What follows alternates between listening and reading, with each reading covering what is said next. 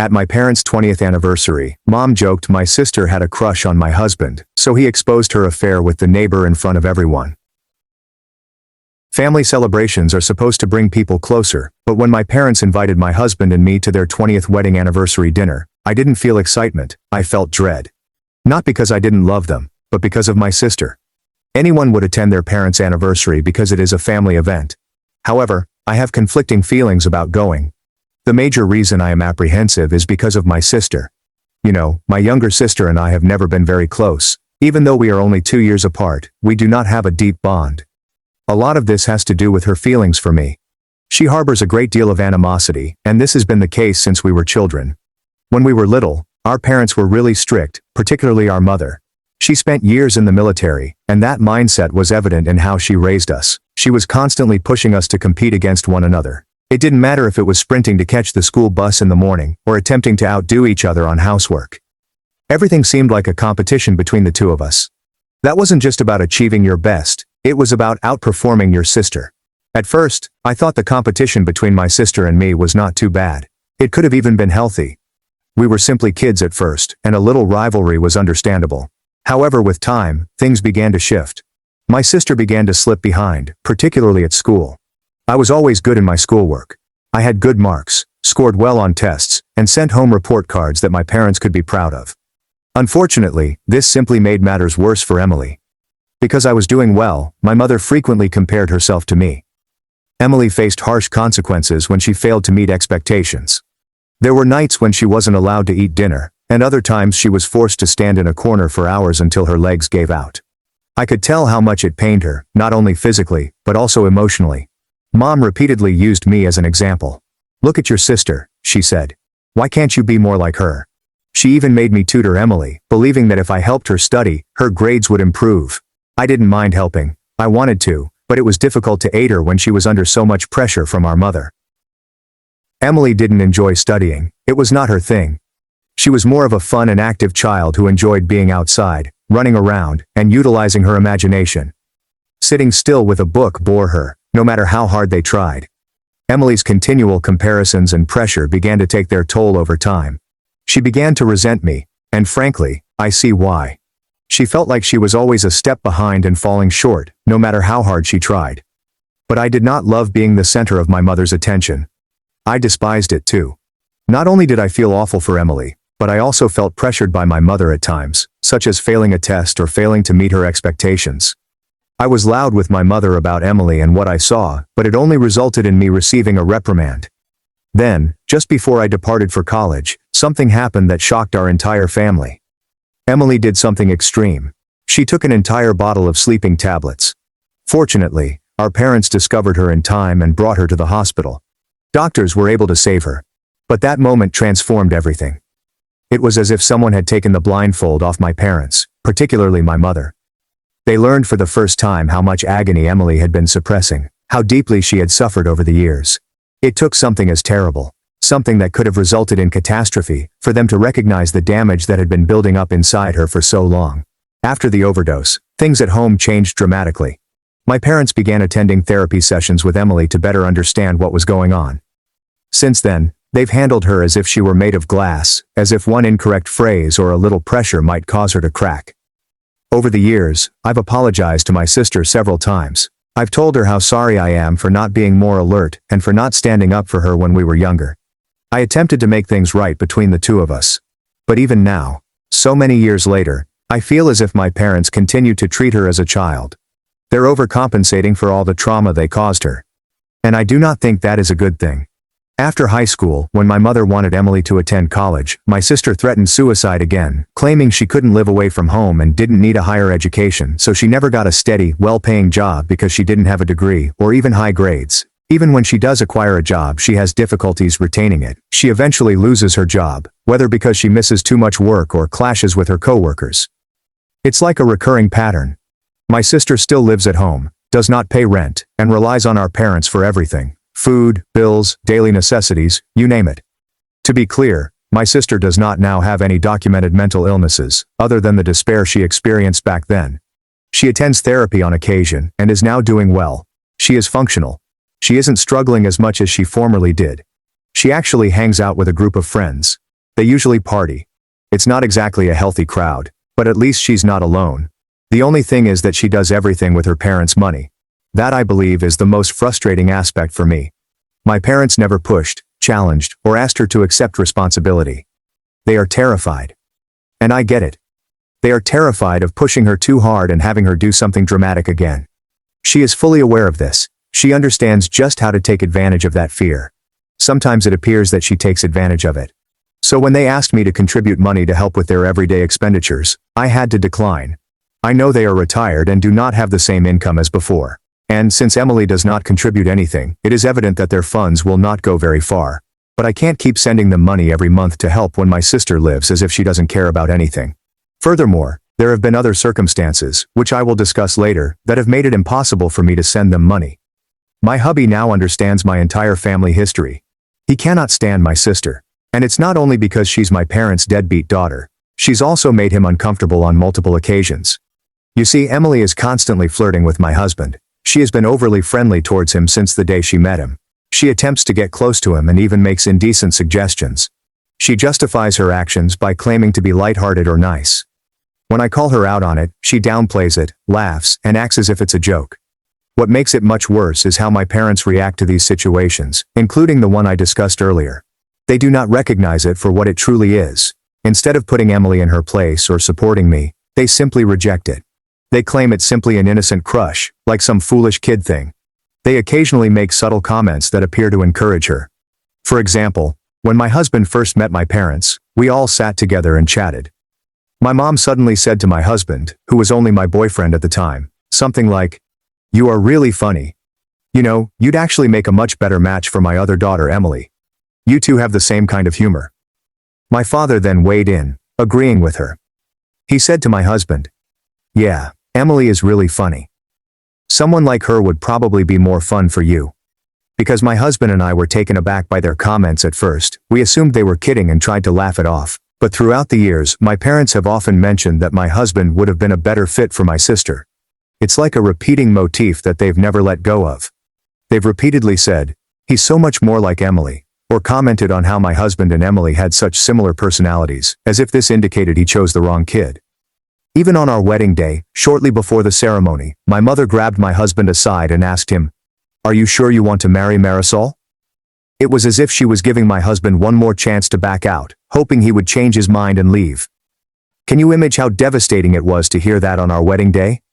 I had a huge argument with my parents about it and cut them out of my life at the time. However, they eventually apologized and promised never to speak to my husband in that way again. However, for my sister's subsequent birthday, they went out of their way to have my spouse stand close to her for photos or recordings. My husband simply said no, and we left before the cake was sliced. We knew our parents were not going to change and that this would continue. Following that, my mom attempted to rationalize it by claiming, "My sister has never had a boyfriend, so she's just got a crush on my husband, because he's so handsome, and she likes being around him.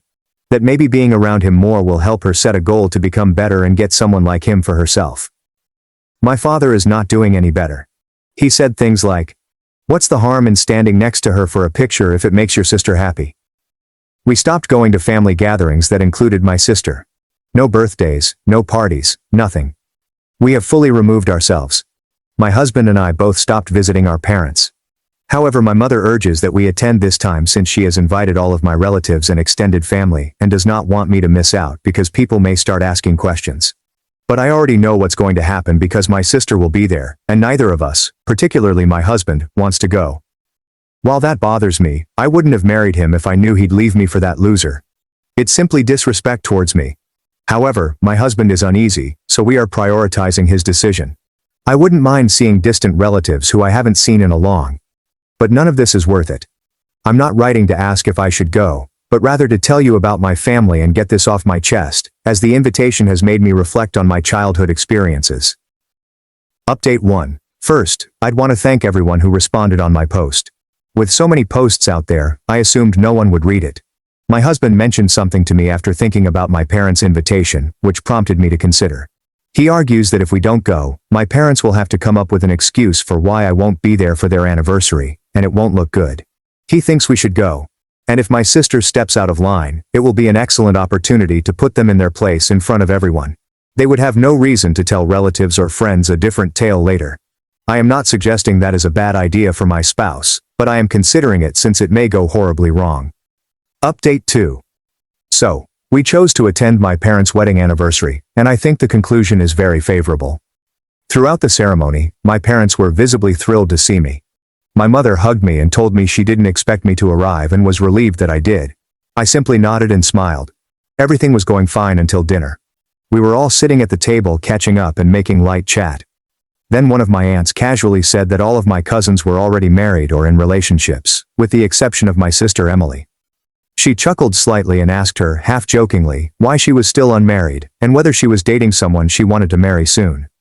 My sister simply smiled awkwardly and blushed, as if she were trying to hide something. And then one of the cousins playfully cried, "Come on, Emily, spill. Do you have someone hidden away somewhere?" That's when my mom, without skipping a beat, stated loudly, "Oh, I don't know if she has a boyfriend, but she's got a big crush on her sister's husband." She pointed to my husband and laughed like a 5-year-old girl with a crush on her teacher. My father joined in the laughs and laughed even more. I glared at my mother from where I stood, but she didn't notice. She was too busy laughing and talking to my aunt, telling her about my sister's long-standing crush on my husband.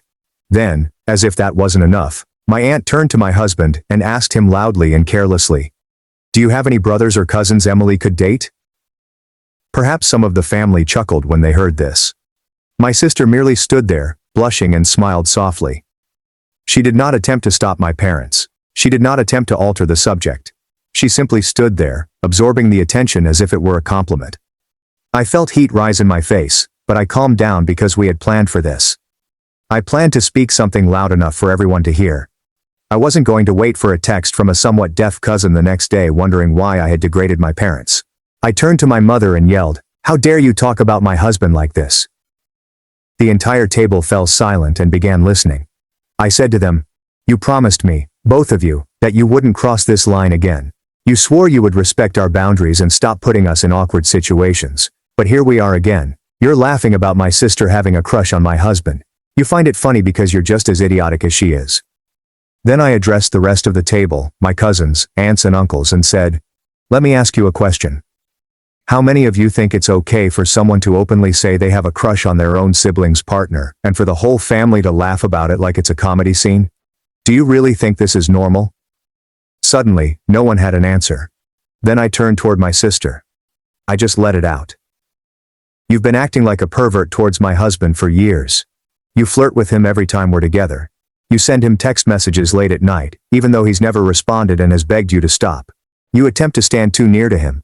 And you touch him when he's visibly uncomfortable. And you act like it's all a joke." My sister's face dropped instantly. I looked around the table and asked, "And you all think this is funny? Do you really think it's okay for someone to act like this towards their sister's husband?" I turned to my parents and asked them, "And you too? How many times have you made comments about how my husband and Emily would make a great couple? You've been doing this for years. You even said things like that on our wedding day. Do you realize how sick that is? How incredibly disrespectful it is, not just to me, but to my husband?" Everyone remained utterly silent. I was also upset with my aunt for agreeing to my mother's joke. I stared her straight in the eye and inquired, "Would you ever say these kinds of things about your own daughter's partner?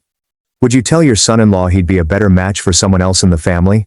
Would you let your daughter act like this towards someone else's husband?"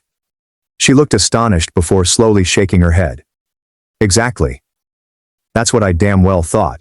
So why is it okay when my parents do it to me?" My father looked like he was going to explode. His face was flushed, his palm tightened on the table, but I urged him, "Don't you dare say anything. Don't even try. I think Mom and your sister have excellent chemistry. Maybe they should be together too. Nothing. Just a thought. Always honest, right?" Naturally, he was furious after that. My mother, on the other hand, began to panic. She attempted to dismiss the incident in a trembling voice, claiming, "I didn't mean anything by it. Come on, it's not a big deal, it's just an innocent crush. We've always joked like that about your husband and Emily. I'm sorry, but it really is funny. And I wasn't trying to offend anyone." That's when my spouse, who had also practiced his part, approached my mother. "Oh, I get it. Since everything is a joke to you, I guess cheating on your husband years ago was just fun too, right? I think it's time for all of us to have a laugh. Come on, start laughing." all while motioning for them to laugh. My mother froze, wide-eyed. My husband kept going. I mean, I guess you also had an innocent crush on the neighbor, right? And I guess when you decided to sleep with him, it didn't mean anything. It was just for fun, wasn't it? What my spouse had said was entirely correct. This was an unpleasant little secret they'd held for years, hidden from everyone. My mother once cheated on my father with a neighbor, and when he discovered it, she begged him not to leave. He just stayed with me and my sister. He appeared to have forgiven her, or at least moved on. But my husband knows the truth since I told him. He has kept it a secret for many years. But before we went to supper, he asked whether it was okay for him to use all of this to defend himself. And my response was, "You are free to use any ammunition you want." My mother recovered from her disbelief and immediately began cursing at my husband. She wasn't joking anymore. She yelled at my husband, saying he had no right to toss something in her face and had crossed the line. My father also defended my mother, describing my spouse as disrespectful and extremely low, but I was also planning to defend my husband. And I told them, "You crossed the line the moment you turned my husband into the punchline of your weird jokes. The moment you kept defending Emily like she was a harmless child when she has been making my husband uncomfortable for years. It's pretty creepy that a big girl like Emily has a crush on her brother-in-law. She's not a kid. She's a damn grown semi-functional adult who should become completely functional with a wake-up call. I don't know, maybe a kick in the pan." My mother began crying in front of everyone in an attempt to win sympathy points, as if she were the victim now, because here was a bad daughter, me, yelling at her and telling her some truths. But people continued thinking about what she had said, combined with the fact that my mother had cheated on my father. Finally, Emily opened her mouth, yelling at me for spoiling the celebration. "You always act like you're the victim," I told her. "None of this would be happening if you hadn't started it. You sat there like a seal, waiting for its fish, while you let Mom announce your crush on my husband like it was a joke. You didn't say a word to stop it. You blushed like a schoolgirl watching the quarterback walk through the halls. All that was missing was you twirling your hair with your fingers. Are you mad at me? Well, damn right, because your anger matters less than nothing to me." She responded, "Oh, please. You always act like the victim. Nobody said anything that bad." While my parents and Emily continued to fight and blame each other, my husband and I decided to leave. The ranting didn't appear to be going to stop anytime soon, and we'd already completed our task. What was the point of sticking there any longer? My parents and sister were determined to stick to their version, even if everyone else had heard everything. I just calmed them down and told them, "It's over. Don't you dare contact us unless you grow up and are ready to accept responsibility. If that doesn't happen, don't call us when one of you dies." That was it. Family members began sending mainly supportive notes. Even my aunt apologized for not saying anything when my mother mentioned my husband. In the end, everything ended out better than I anticipated. So, I have to confess my spouse was correct. It's a good thing you yanked the band-aid off at once. Update 3. Everything has been uncomfortably silent. I do not know. I expected to receive more calls from my folks. Only a couple of calls went to voicemail, but as far as I know, they are so humiliated that they don't want to say anything that will aggravate the situation. I listened to their messages, and they are quite calm compared to how we left the house the other day. I got it. They are scared we may explode again and reveal more secrets, but I believe we have said everything. We have not held anything back. Sure, we could have phrased it differently, but in the moment, that's how it came out. For example, my husband intended to remark, "My sister was a loser." He would never consider dating, but in the heat of the moment, he forgot and only remembered what was important. Talking about my mother's infidelity. Looking back, I believe the evening was positive. We had to stop at a fast food restaurant after leaving because we hadn't eaten much all night, but we had a fantastic time discussing it over some burgers and fries. Update 4. Almost 6 months have passed since my last update, and there are a few things worth addressing. First and foremost, despite breaking off all contact with my sister and repeatedly warning her, Emily has sent weird and unwanted love letters to my husband. Even when we threatened to involve the police, she didn't seem to care. We needed to take more action later. Then, about a month ago, my husband and I received some amazing news. We're expecting a child. We were overjoyed and spread the good news on social media. This was definitely a mistake, as things took a scary turn earlier this week. When my husband arrived home from work, he was surprised to discover Emily sitting on our porch, waiting for him. She began to get up as soon as she noticed him. He immediately felt unsafe, so he hurried to his car and began driving away, while she dashed towards the car and begged him to stay and talk to her. I can't imagine how terrified he must have felt in that moment. He called and I dashed home as quickly as I could. We both contacted the police right away. And because we already had reports against her for the weird letters, it wasn't difficult to get her locked up for a few days until my parents released her on bail. But she still has to go to trial. Our lawyer had also filed for a restraining order against her, which was still being processed when she arrived at our house. We also spoke with our lawyer, and while we can press charges against her and testify in court, we were curious how much a criminal trial against my sister would cost. He informed us that if my parents pay for a lawyer, it may cost between $10,000 and $20,000 to defend her. However, if they hire an expensive lawyer, the cost might be significantly more. That provides us some peace of mind, because even if Emily does not receive a severe term, my parents will have to pay substantial legal costs. With a retirement income and Emily not contributing anything to the household, the financial load will be significant. It sounds vindictive, but if Emily remains in romantic emo mode after the party and refuses to accept no for an answer, and my parents do nothing, then justice, or the expense of it, will take care of things. These things take time, but I pledge to provide updates as they occur. Update 5. We've been parents for so long that I promised I'd return, and here I am, with far more to write than I expected. We weren't afraid to address some people's queries since, immediately after receiving the restraining order, which was obtained soon after the prior event for obvious reasons, Emily attempted to approach my husband again and violated the order. This resulted in my parents losing their bail money. That is the first thing. The second factor was that Emily lost her trial. Although I don't know how much my parents spent, I do know she didn't have a public defender and they had to pay, which didn't help because Emily ended up serving a 6-month sentence between pre-trial and post-trial, as well as mandatory court-ordered therapy for as long as needed. Third, my parents got divorced. You know how some people grow a backbone when they are pushed to their limits? My father finally found the strength to divorce my mother. Apparently, the humiliation of everyone in town knowing he had been cheated, combined with the financial burden and public embarrassment caused by Emily's behavior, was too much.